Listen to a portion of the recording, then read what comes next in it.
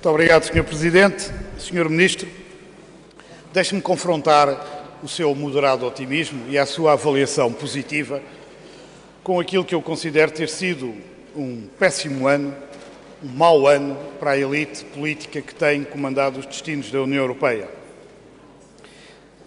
Passou apenas um ano, mas o ambiente já não é o ambiente festivo do champanhe e dos confetes do final da presidência portuguesa, como todos certamente constatamos. Queria lembrar-lhe 3 momentos. O não do povo irlandês. O segundo, a importação da crise financeira, que se transformou rapidamente numa recessão económica e no agravamento da crise social na maior parte dos países da União Europeia. E, por último, e finalmente, uma péssima notícia para essa elite europeia que viu recusado pelo Parlamento Europeu uma proposta inconcebível de alargamento do horário de trabalho até às 56 horas. E era exatamente sobre estas 3 questões que eu lhe dirigia as minhas perguntas. E começava pelo fim. A primeira pergunta é de espanto. Como é que o Governo português se abstém numa votação relativamente a uma proposta? Eu reconheço que os senhores vêm com o balanço, com o lance, como se diz no Porto, da aprovação do Código Laboral. Mas, caramba, 56 horas de trabalho semanal. Não acham que isso é demais para qualquer governo, sobretudo para um governo que tem a chancela de socialista? Não acham que é um exagero, uma coisa que não faz sentido nos tempos modernos que vivemos? Como é que o governo português se absteve nessa votação? Eu gostaria que nos explicasse. Relativamente ao Tratado de Lisboa e à resposta que foi dada pela elite europeia à rejeição pelo povo irlandês. Eu creio que nós estamos para a resposta às exigências feitas pelo governo irlandês. Eu quase que me atrevia a dizer que são, as respostas por parte da Comissão Europeia e do Conselho Europeu, quase que me atrevia a dizer que são, digamos, a homenagem que o vício presta à virtude. E digo-lhe isto fazendo as seguintes perguntas.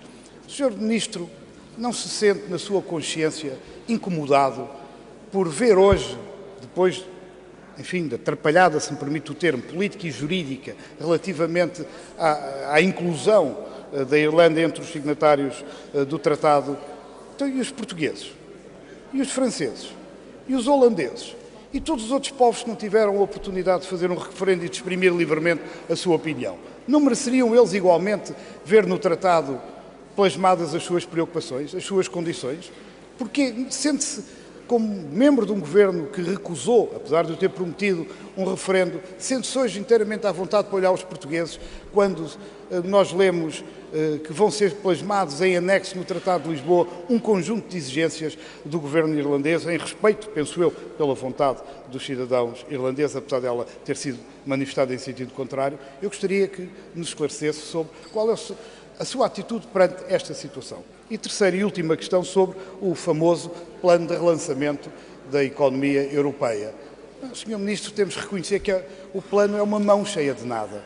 200 mil milhões é de facto um volume de verba e de fundos muito grande. Bom, mas a verdade é que o investimento europeu é apenas 15% desta verba, o que significa que os que são mais fortes economicamente, aqueles que têm mais condições, aqueles que são mais envolvidos, terão naturalmente mais instrumentos para fazer face às dificuldades e à crise e à recessão. Aqueles que são mais fracos, têm mais dificuldades, têm menos condições. Bom, esses continuarão a ficar, enfim, fora destas medidas, fora da possibilidade de relançar a sua economia, de vencer a crise social que se instalou nos seus países. E eu pergunto-lhe, com tão poucas medidas, sem uma palavra sequer para a especulação financeira, sem uma palavra sequer sobre as transferências de capitais e circulação de capitais na União Europeia, sem uma palavra sequer sobre as offshores, o que é que fica deste plano e aquilo em que é que ele poderá beneficiar a economia portuguesa?